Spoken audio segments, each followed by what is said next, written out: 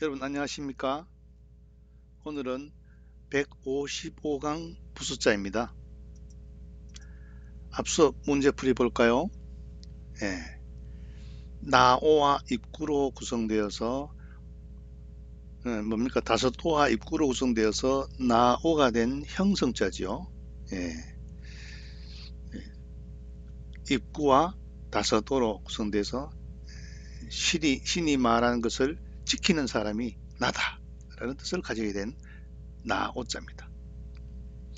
다음 입구와 까마귀 오자로 구성된 탄식할 오 형성자죠. 입에서 탄식하는 소리가 나옴을 나타낸 거죠. 탄식할 오. 다음은 원래 또 손 모양이 있었는데 나중에 입구를 대해서 오른손을 나타냈죠. 그래서 나타낸 오른우. 다음은 인원 원자죠. 입구 밑에 그러니까 조개패. 원래 둥글 원자가 벌레자죠.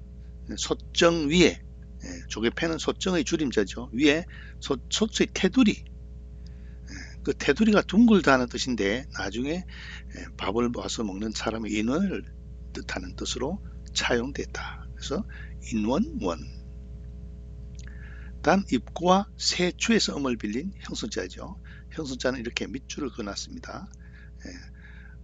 추에서 음을 빌린 유가 되는 거죠.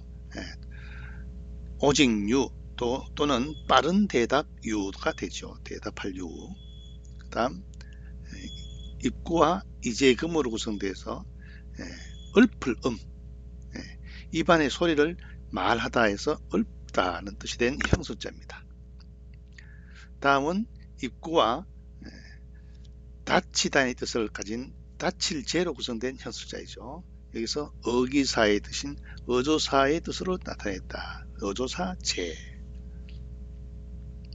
다음은 원래 밭전에 4개의 점이 있어서 아주 식물이 조밀하고 두루하다의 뜻이 된 두루주 혹은 주나라 주자죠.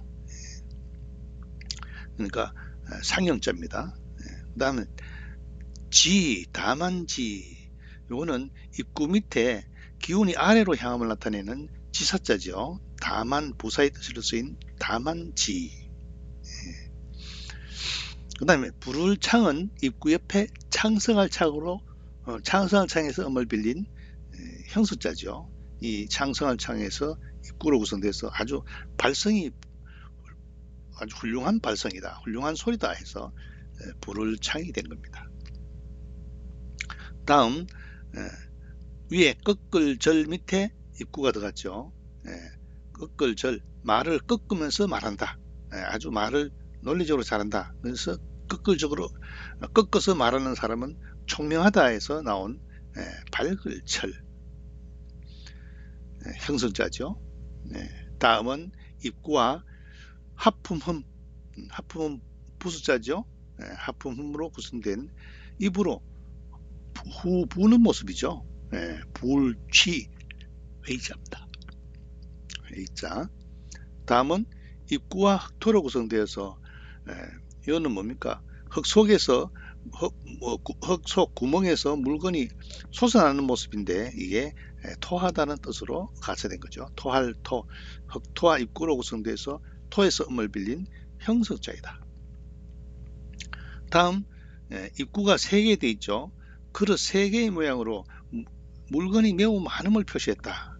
원래 많다는 뜻인데 무리중자가 나오자 이것을 물건품으로 쓰이게 된 거죠. 물건품.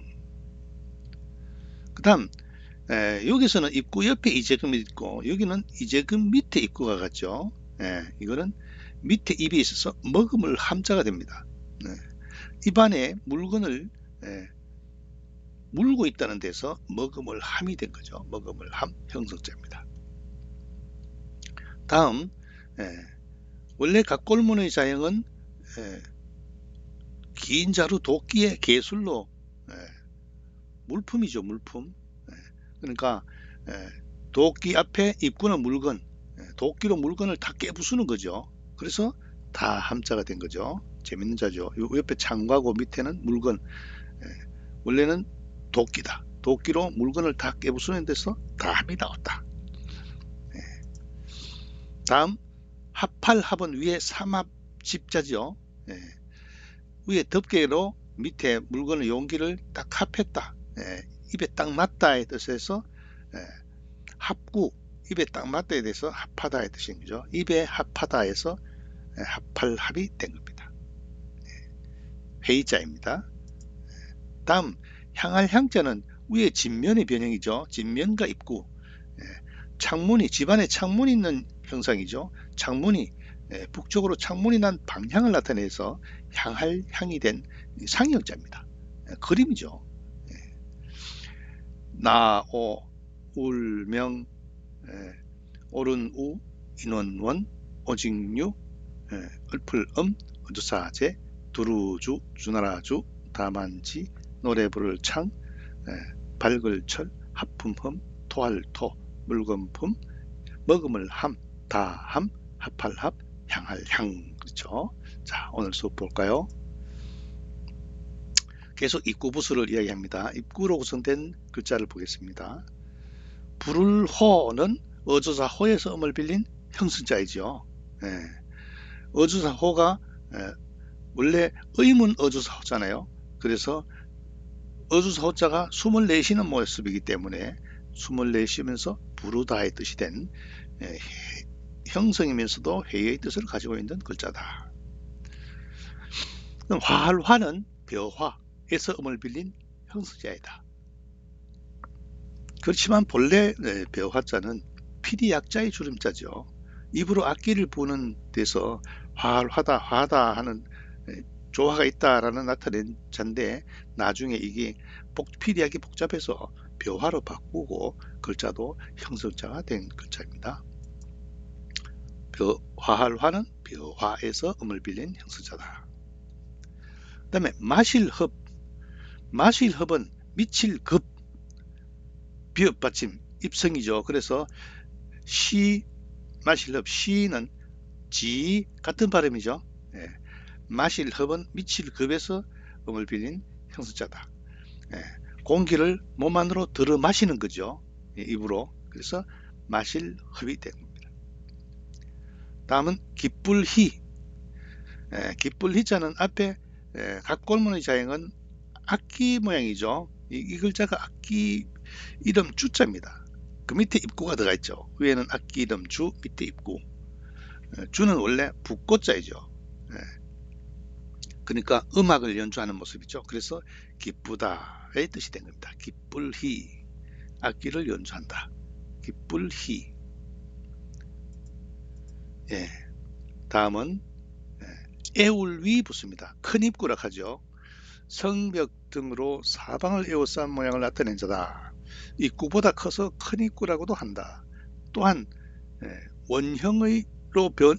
둥근 모양의 변형으로 둥글다의 뜻과도 관계가 있다. 둥근 모양이 각을 지은 거죠. 왜 한자에는 동그라미가 없을까요? 칼로 새겨서 없습니다. 붓으로 쓸 때는 동그라미가 있죠. 자, 구들고는 애울 위에서 음을 빌린 형성자다. 이 애울 위가 부수자죠. 애울 위에서 고는 중구 발음으로 구 발음되고 애울 위는 웨이 이렇게 발음돼서 애울 위에서 음을 빌린 형성자다. 원래 애울 위자는 안에 뭡니까? 가죽 위가 들어간 고체자죠. 사방에서 일어나는 모양을 표시해서 구들고가 된 겁니다. 곤할곤자는 나무목이 애울 위에 있죠. 사방으로 에워싼 벽 안에 나무가 더 자랐으니까 그런 집은 어떤 집입니까? 버려진 집이죠. 그래서 아주 여기서 곤하다, 어려운 처지에 놓여 있다 해가지고 곤란하다 해서 곤할 곤자가 된 해이자입니다. 다음 나라국자 재밌습니다. 원래 나라국자는 애울 위가 없는 혹자를 썼습니다. 혹. 무기를 들고 말을 지키고 있는 모습에서 나라국자인데 뒤에 와서 테두리를 붙여서 나라를 표시했죠. 나라국, 무기를 들고 나라를 지키는 모습에서 테두리를 돌려서 나라국이 된 글자. 8급입니다. 8급. 둥글다는 오로지 전, 니은 받침 형석자죠. 둥글다는 음을 나타내는 오로지 전, 에올위와 오로지 전으로 구성된 형성자이다. 둘러싸다는 거죠. 아까 위에서 말한 원형으로 둘러쌌다. 그래서 둥글다의 뜻이 된다죠. 그래서 둥글단이 된 겁니다.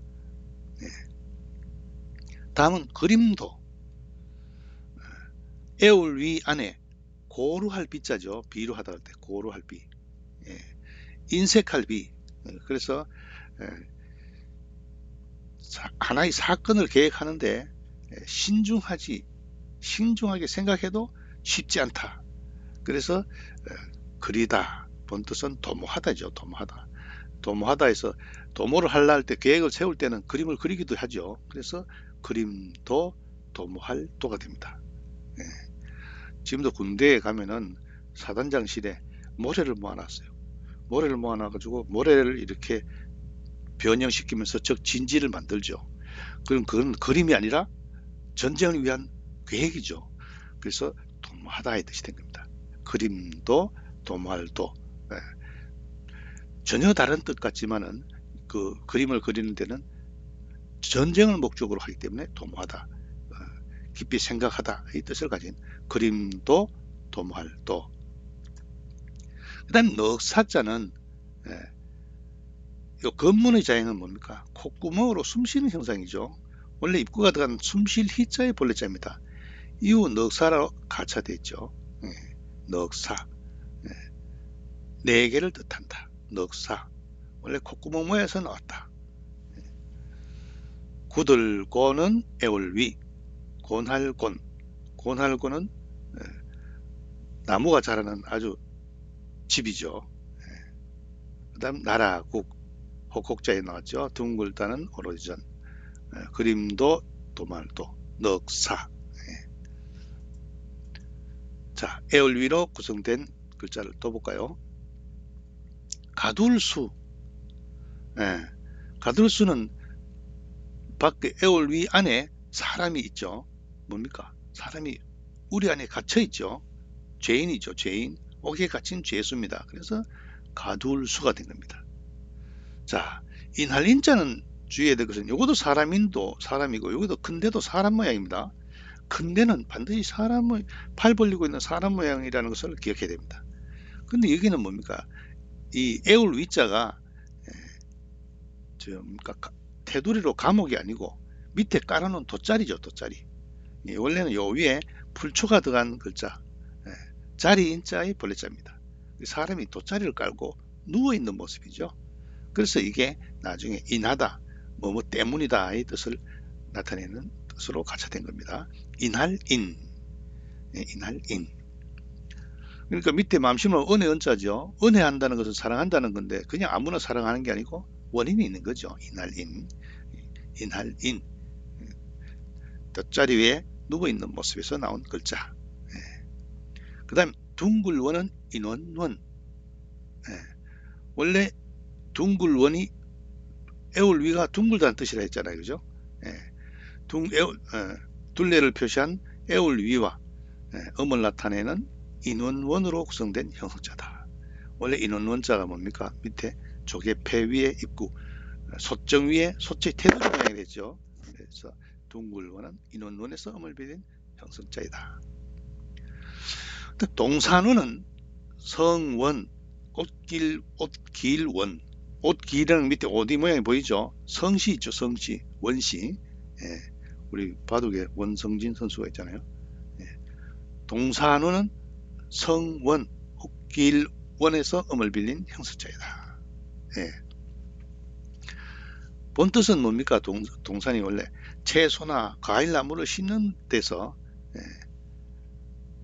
동산이라는 뜻으로 파생된 글자입니다.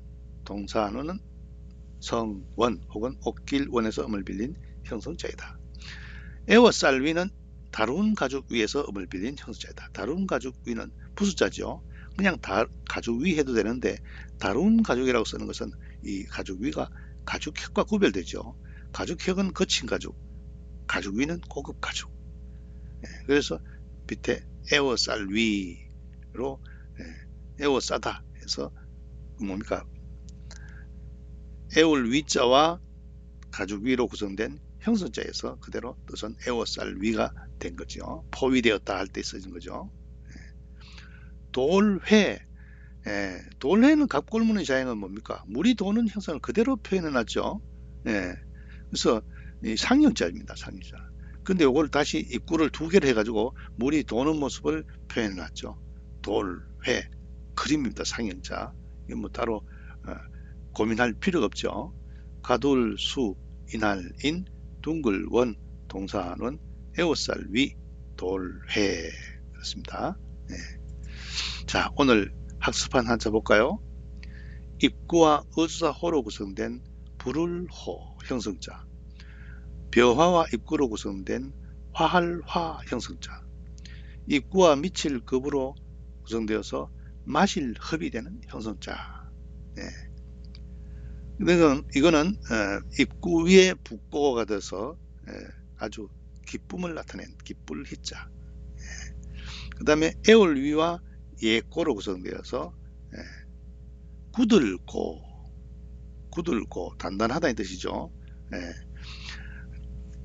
주위에서 일어나는 모양을 표시하는 거죠.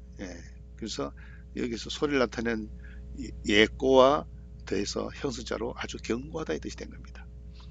그 다음에 나무목 안에 애울 위로 구성돼서 버려진 집임을 나타낸 거죠. 나무가 자라는 곳이니까. 그래서 곤할곤. 그 다음 입구와 뭡니까? 창과 무기를 지키고 있는 사람의 혹혹자에서 애울 테두리를 붙여서 나라국자가 된 거죠. 원래 혹혹자가 나라국자였죠. 다음 둥글다는 오로지 전에서 음을 빌린 형성자이죠. 그림도 돔할도는 뭡니까?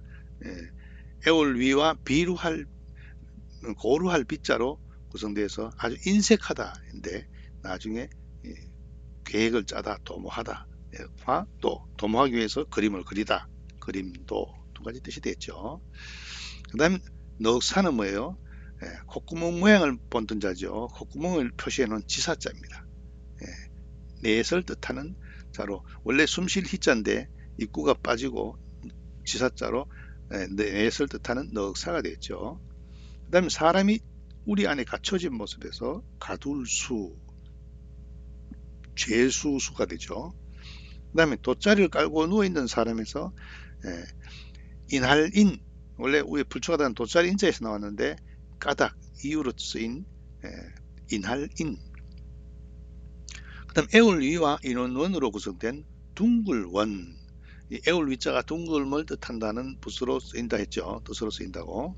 그 다음에 동사는 애울 위와 성원 혹은 옷길원에서 채소나 과일이 있는 나무를 심은 데서 동산이란 뜻이 된 동산원. 애울 위와 가죽 위로 이루어진 형성자로 에워싸다의 뜻이 된 애울 위, 포위되었다 할 때 쓰는 거죠. 그 다음 물이 회전하는 모습을 그린 상형자 돌회. 오늘은 여기서 마치겠습니다.